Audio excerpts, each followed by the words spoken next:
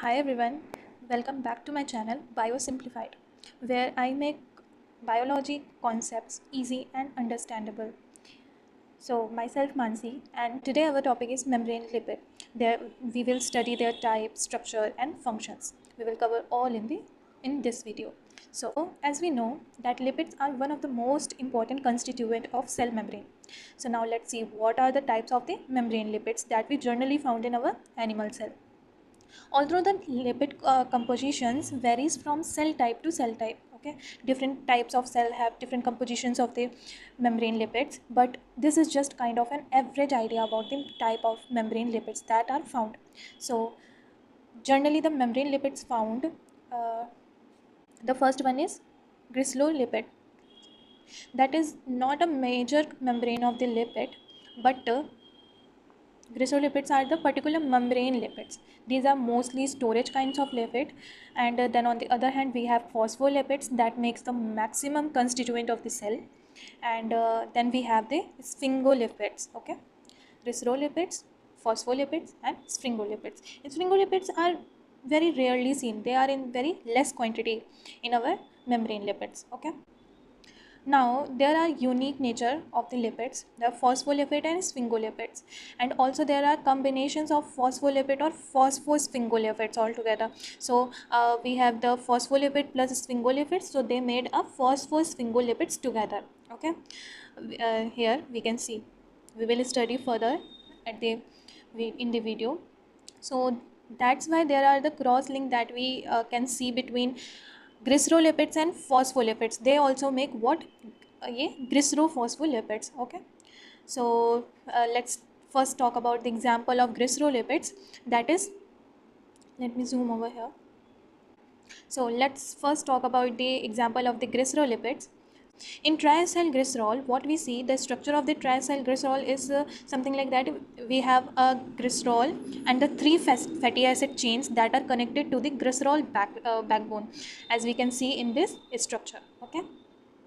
So the example of such kind of glycerols that are present in the that I said adipose tissues, and they also work as the storage fat in our body.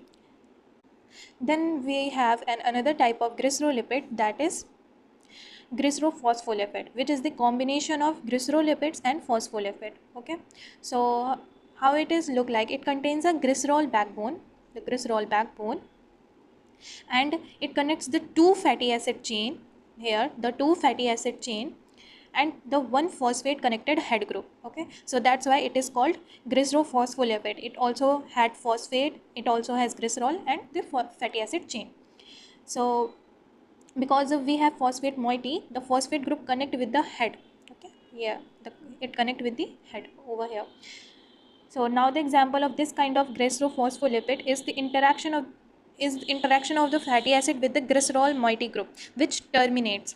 You know that groups can be different types. Okay, here we are talking about the X. The X can be different types, as we can see over here. The first one is phosphoridyl choline, that is generally PC, phosphoridyl ethanolamine, that is PE, phosphatidyl serine, that is PS, and the phosphatidyl inositol, that is PI. And the last one is cardiolipin. They are the major constituent of the cell membrane over here. So all these examples are glycerophospholipids. Now we have few phospholipids which are phospholipid, like we can say phosphatidyl ethanolamine, which is not a part of the phosphate group. It is added, but it is ether linked. So we can so again we can see over here, that is glycerol ether lipids we are talking about. So again we have this glycerol ether structure, and instead of two fatty acid chains we have only one fatty acid chain, in this case the glycerol ether lipids. Here it is also called glycerol ether lipids or ether glycerol lipids, okay, whatever we can say it. And we have one phosphate group, that is the head group.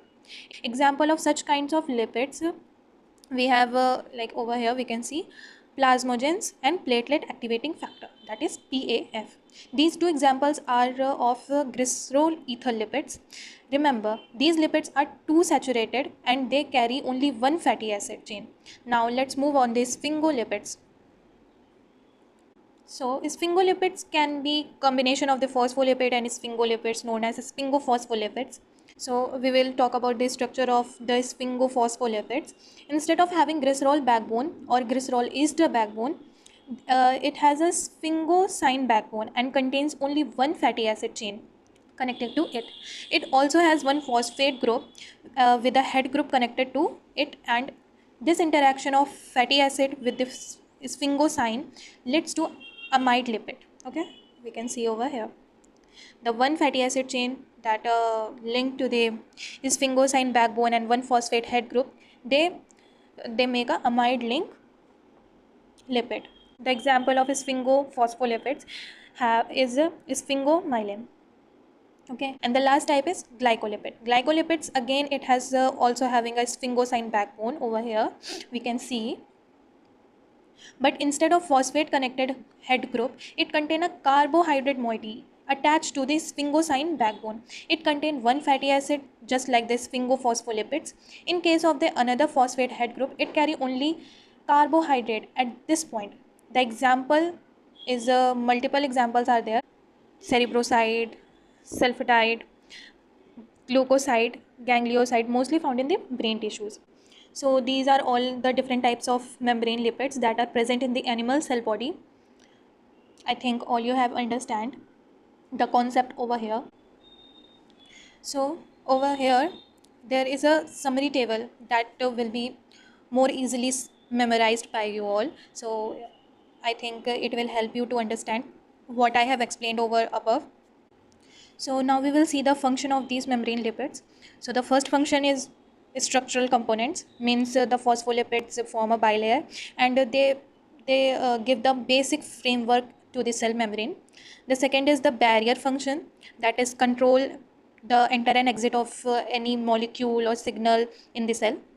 The third one is fluidity regulation. So what is fluidity regulation? The fatty acid saturation and cholesterol, that how it is regulated to the membrane fluidity. And the signaling lipids act as the second messenger, as we have studied. The fourth is signaling lipids also act as the secondary messenger, as we know, that is PIP3 and DAC.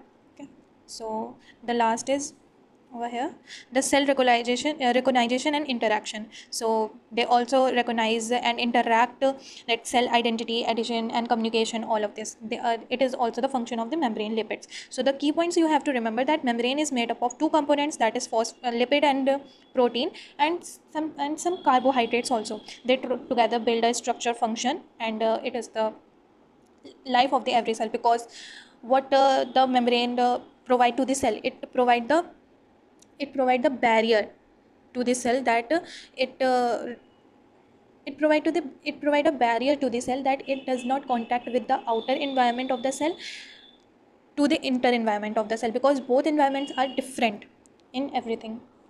That's it for the lecture. Thank you for watching, and if you want this page, you can also follow me on Instagram, that I have mentioned in the description. The link is given below. Thank you for watching. Please share with your friends. Please also subscribe my YouTube channel for more upcoming videos. Thank you.